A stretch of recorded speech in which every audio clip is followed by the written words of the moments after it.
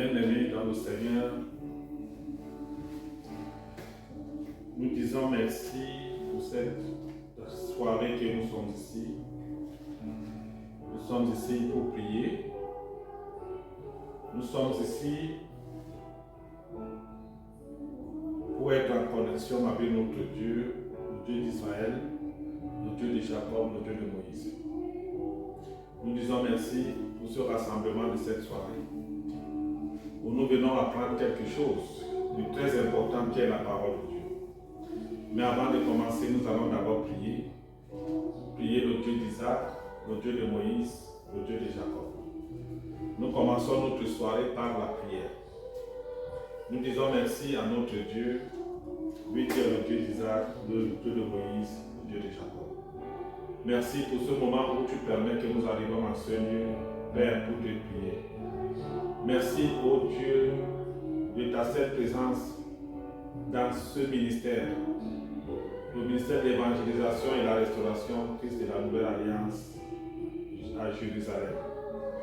Merci, Père, de nous conduire à cette soirée par ta parole qui est vérité et vie. Nous te prions enfin que, Père, que tu nous soutiennes à cette soirée. Père, que tu nous conduises, ô Dieu, et que ta parole puissante se manifeste dans nos vies. Que ta parole nous transforme. Que ta parole agit puissamment afin que, ô Dieu, tout ce que nous allons enseigner en cette soirée soit une bénédiction dans nos au nom de Jésus. Merci de nous conduire durant toute cette soirée. Que le Saint-Esprit, Seigneur, nous conduise afin que tout se passe selon ta volonté et que tu sois, Seigneur mon Dieu, mon roi, le principal maître de toutes les articulations en cette soirée au nom de Jésus. Merci de bénir Israël. Merci de protéger Israël. Merci de couvrir tous les enfants d'Israël dans ton précieux sang. Afin que, oh Dieu, ta gloire soit encore plus grande sur tous tes enfants qui ont cru en toi et qui marchent avec toi au nom tout puissant de Jésus-Christ. Père, fortifie-moi le prédicateur de cette soirée. Remplis-moi de ton Saint-Esprit afin que, oh Dieu, nous puissions enseigner ce qui est utile et enseigner ce qui est vrai à tes enfants pour leur transformation, pour leur changement et qu'ils reçoivent la lumière qui vient de toi et que cette lumière les conduise à la vérité et que cette lumière, Seigneur, soit pour eux, au nom tout puissant de Jésus-Christ, une lumière éternelle. Que toute gloire te soit rendue dans le ciel sur la terre, jusqu'aux extrémités de la terre, au nom de Jésus-Christ. Amen. Nous allons ouvrir notre livre, nos livres.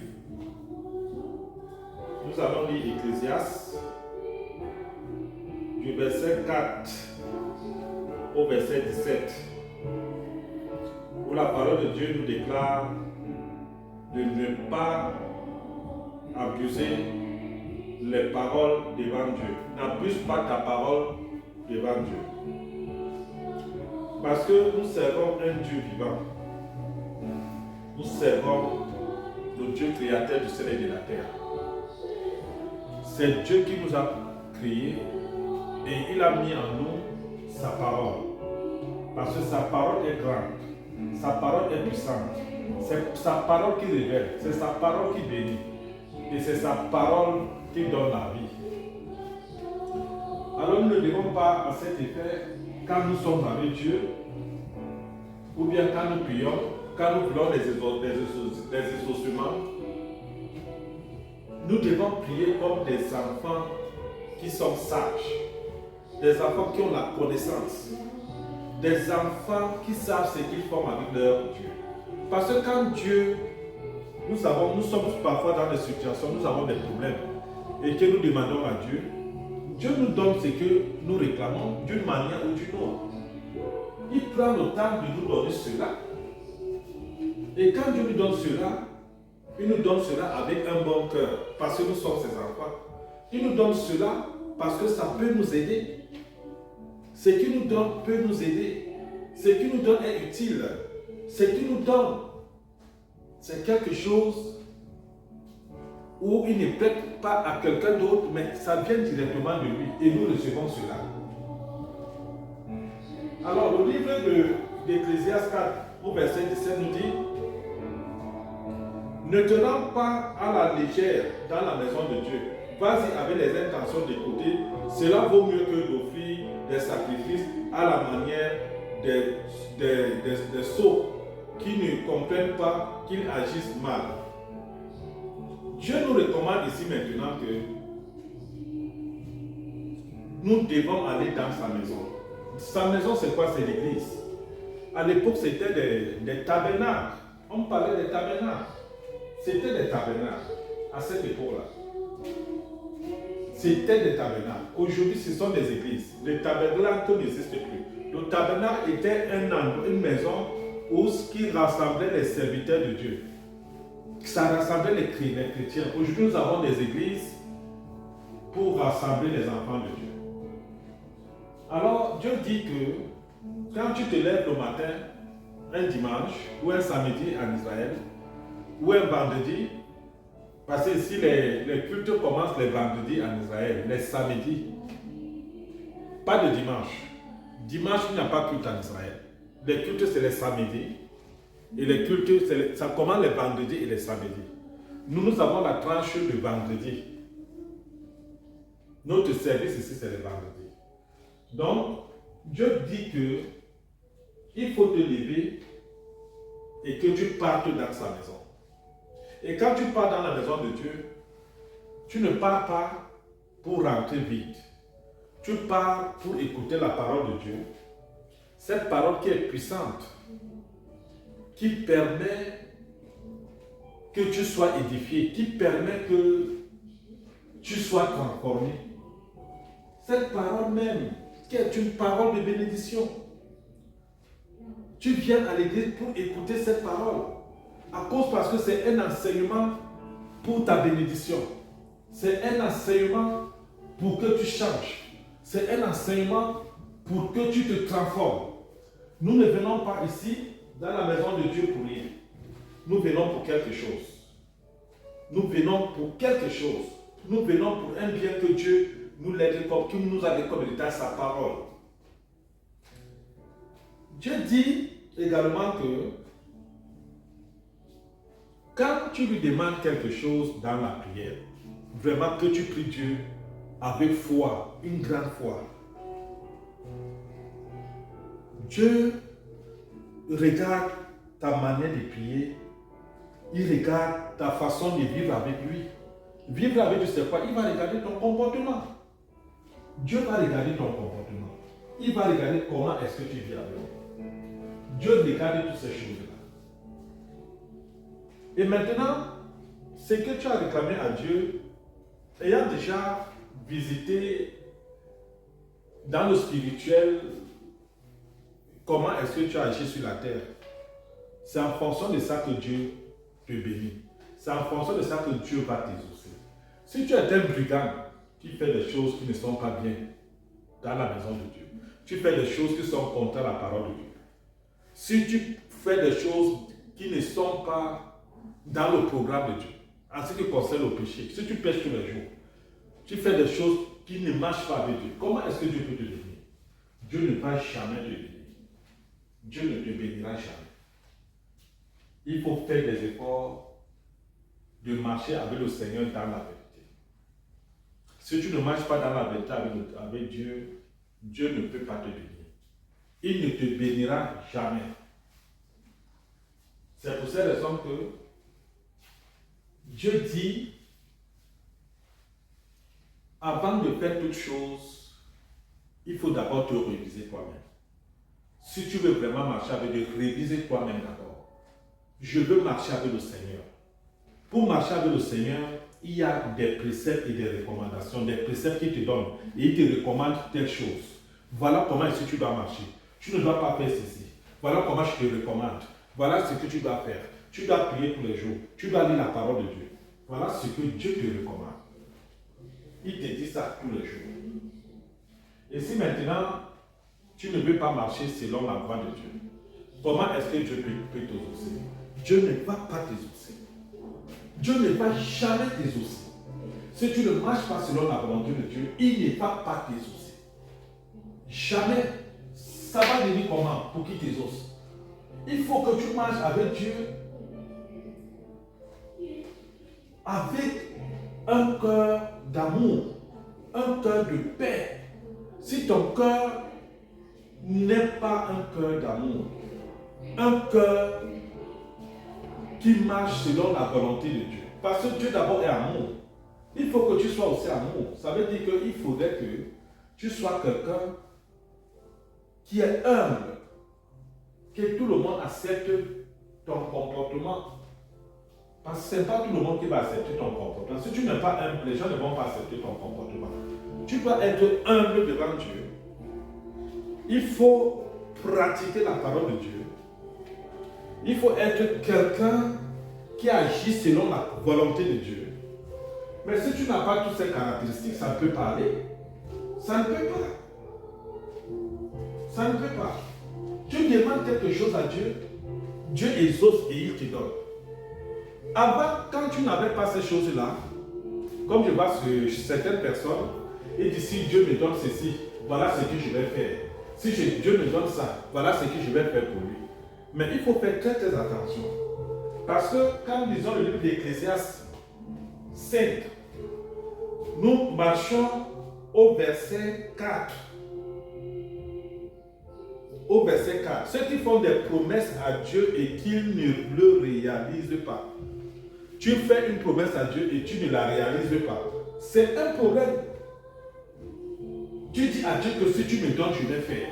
Voilà ce que je vais faire pour toi. Seigneur, si tu me donnes une voiture, je vais travailler, je vais donner les offrandes. Seigneur, si tu me donnes telle chose, je vais travailler, je vais donner les dîmes. Mais quand Dieu te donne maintenant, il t'exauce, il te donne. Et par la suite, tu commences à montrer comment tu es grand là. Parce que tu as la voiture, tu gagnes de l'argent, tu ne regardes plus Dieu. Même à l'église, tu ne vas. Ils sont nombreux là dehors. Ils sont très nombreux que Dieu a exaucé. Mais finalement, ils ont tourné le dos à Dieu. Ils ont tourné le dos à Dieu. Ils sont si nombreux que Dieu a exaucé. Ils ont tourné le dos à Dieu. Donc ne fais pas des promesses fallacieuses à Dieu. Des promesses que tu sais que tu ne peux pas réaliser. Ne pars pas dans ta chambre, tu mets les genoux au sol, tu pries Seigneur, Seigneur, si tu me donnes, je vais faire. Maintenant, Dieu te donne. Tu n'arrives pas à accomplir tes vœux, les vœux envers Dieu. Les vœux, c'est la fidélité envers le Seigneur. Il faut être fidèle à lui. Dieu t'a donné, et en retour, qu'est-ce que tu vas donner à Dieu? Tu ne travaillais pas, tu étais au chômage, tu n'avais rien, absolument rien. Tu dormais à la maison, tu t'es mis à prier, la famille a prié, tes enfants et ta femme ont prié. Dieu a vu vos cris, il voit vos cris, il voit de la manière dont tu souffres.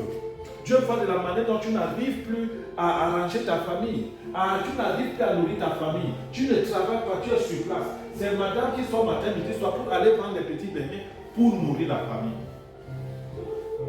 Tu te mets à prier. Tu fais des... C'est-à-dire, tu donnes des vœux à Dieu que Seigneur, si tu me donnes, voilà ce que je vais faire. En ce moment-là, quand une personne n'a pas, quand il n'a pas encore reçu, merde, qu'est-ce qu'il ne va pas te dire?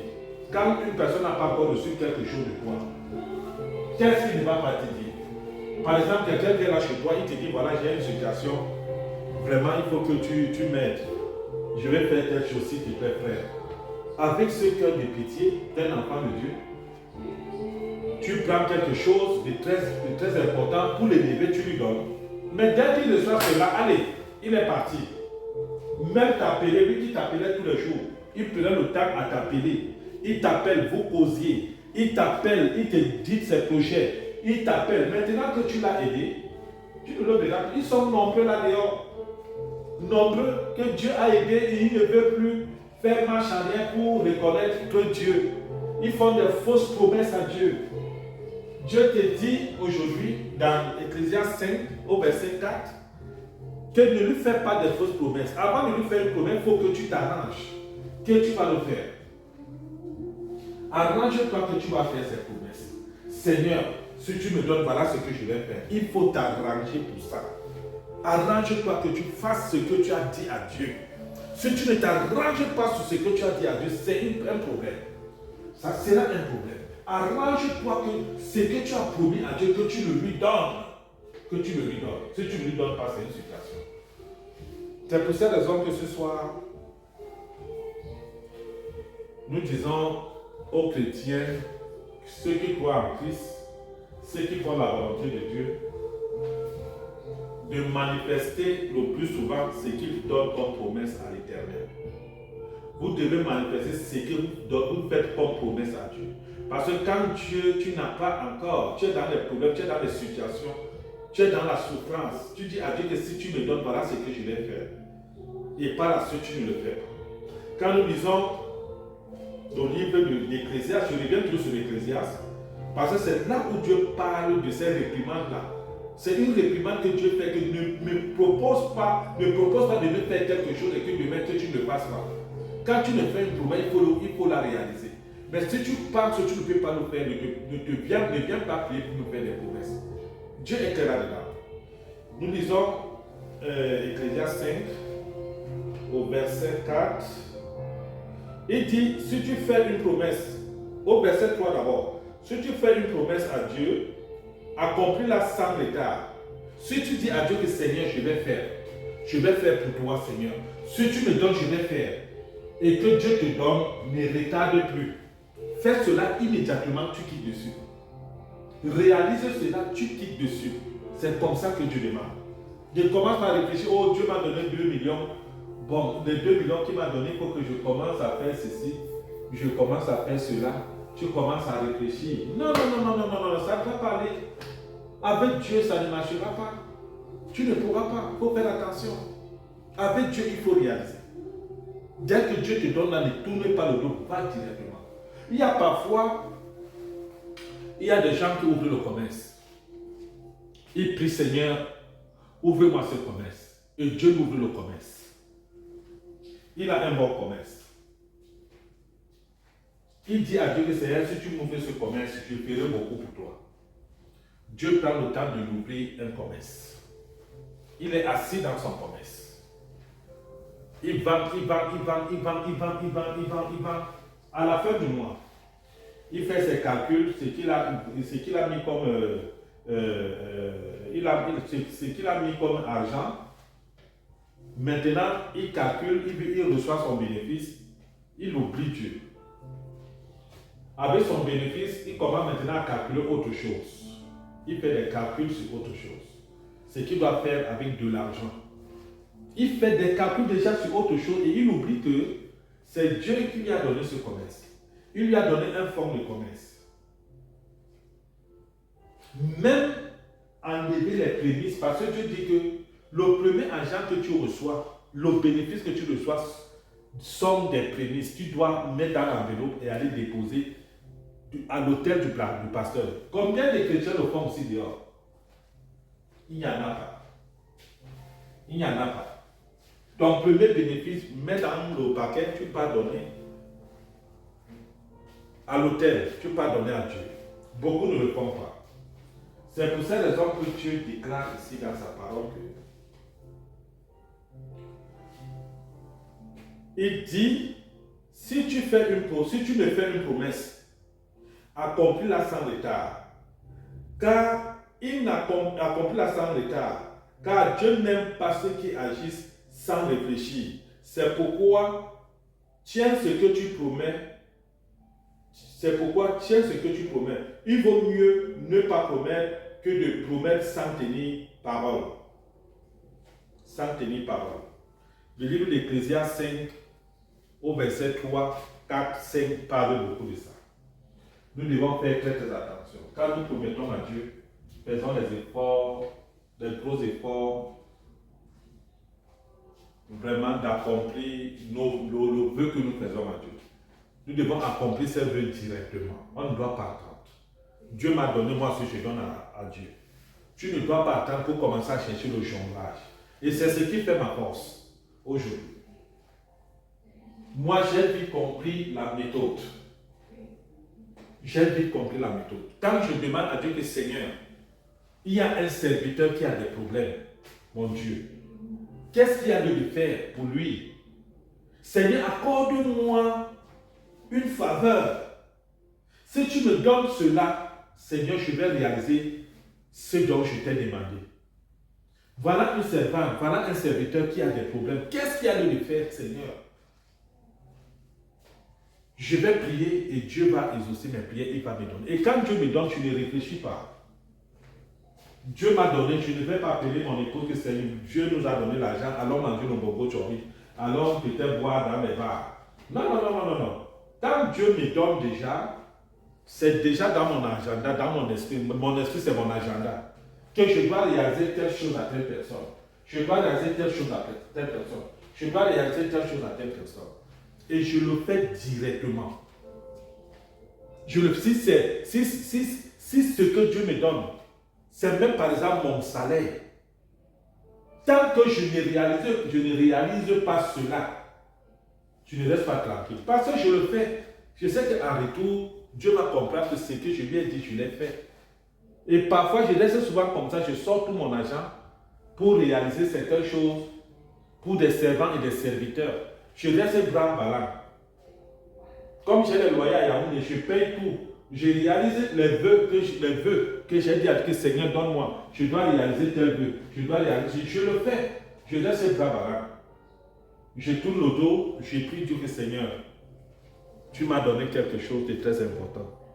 Je n'ai pas regardé moi-même, mais j'ai regardé tes enfants, à qui il faut qu'ils relèvent leur vie. J'ai donné, j'ai fait, j'ai donné. Au bout de 3-4 jours, je laisse souvent comme ça, on m'appelle au téléphone. Je laisse comme ça, on m'appelle faire un truc. Voilà comment je commence encore à gagner ces dons.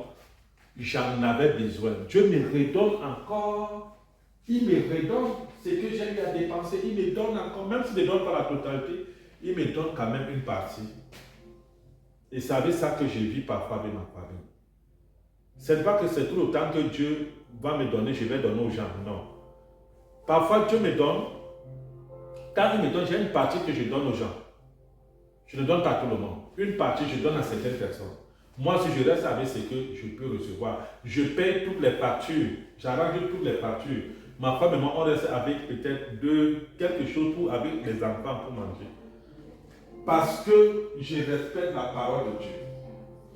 Je respecte cette parole. Je ne peux pas mentir au Seigneur. Toutefois qu'il y a quelque chose que l'Esprit de Dieu me parle de faire, je demande à Dieu que Seigneur, je dois le faire. Et quand Dieu me donne déjà les possibilités, j'essaie de faire cela à l'immédiat. Et puis je tourne le dos. Je sais que j'ai fait la volonté de Dieu. Il y a parfois des gens me reprochent que oh John, je dis que s'il te plaît, ma relation avec Dieu, ce n'est pas ce que vous y pensez. Les gens me font des reproches. Pourquoi est-ce que je fais cela? Pourquoi je donne aux gens? Pourquoi je réalise certaines choses à certaines personnes?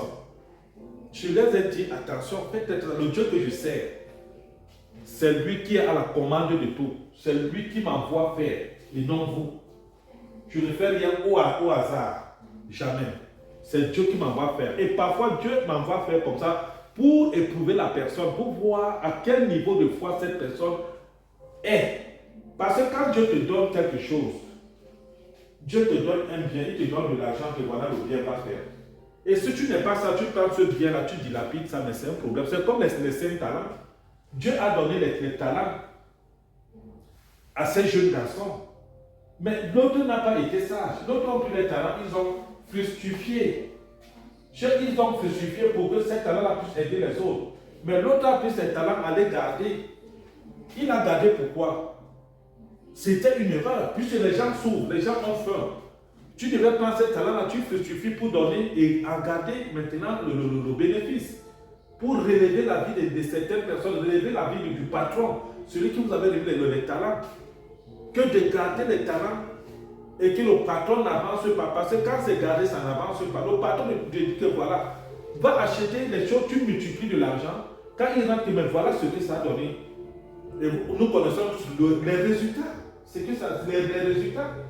Donc, il faut faire très attention avec Dieu. Quand tu ne comprends pas Dieu, c'est un problème. Dieu ne t'a pas dit, dès qu'il te donne un talent, il te donne de l'argent, tu as 200 000, 300 000, tu gardes cela. Non. Dieu te donne les 200 000 francs là pour peut-être diviser à 200 000 pour faire certaines choses pour que ça donne. Et l'autre 100 000, tu manges avec ta famille. Et j'ai constaté beaucoup de chrétiens, c'est dès qu'on les paye les salaires, ou bien ils sont dans les chantiers, ils travaillent, dès qu'ils reçoivent de l'argent, tout ça finit à la maison. La nourriture, la boisson, tout ça finit. Et quand ça finit, il se remet encore à pleurer. Il commence à pleurer. Ce sont les pleurs. Dieu te donne un truc, de l'argent. Il y a madame qui est là qui ne fait rien. Les enfants peuvent se débrouiller autrement. Enlève, divise, par exemple, ok, voilà 100 000. Il faudrait que tu fasses quelque chose pour multiplier. Parce que tu n'es pas un grand salaire, tu multiplies comme ça peut nourrir les enfants, ça peut nourrir la famille. Et ceci, on peut utiliser nous-mêmes. Les gens ne le font pas. C'est pour ça que beaucoup de Camerounais, beaucoup d'Africains, beaucoup dans le monde entier n'ont pas cette connaissance. Moi, depuis que j'ai connu Dieu, Dieu m'a tout mis dans les affaires. La multiplication est donnée aux gens. Je ne peux pas compter le nombre de personnes que le Seigneur a mis devant moi pour aider, pour donner. Puisque c'est Dieu qui me donne, il me donne des consignes de faire. J'ai donné beaucoup, j'ai aidé beaucoup de gens, j'ai sorti les gens dans la misère, j'ai fait beaucoup de choses. Beaucoup de choses. J'ai les enfants qui sont au Canada, j'ai les enfants qui sont aux États-Unis. J'ai les enfants qui sont là-bas à cause parce que Dieu ouvre les portes, il me donne une opportunité, je fais avancer les gens. Je les fais avancer. Donc c'est le thème de ce message de ce soir. C'est ce thème, c'est le thème. Quand Dieu te donne et que tu dis à Dieu, tu lui fais une promesse que Seigneur, si tu me donnes, je vais le faire. Je vais te rendre cela. Il faut le faire. Dieu te donne maintenant, il faut le faire. Il faut rendre à Dieu ce qu'il t'a donné aussi. Remets-lui aussi. Seigneur, si tu me donnes et que si je reçois, voilà ce que je vais faire pour toi. Il faut le faire. N'attends pas pour réfléchir. Commencez à réfléchir. Donc c'est très dangereux. Et faisons très très attention. Et que la parole de Dieu soit louée au nom de Jésus-Christ.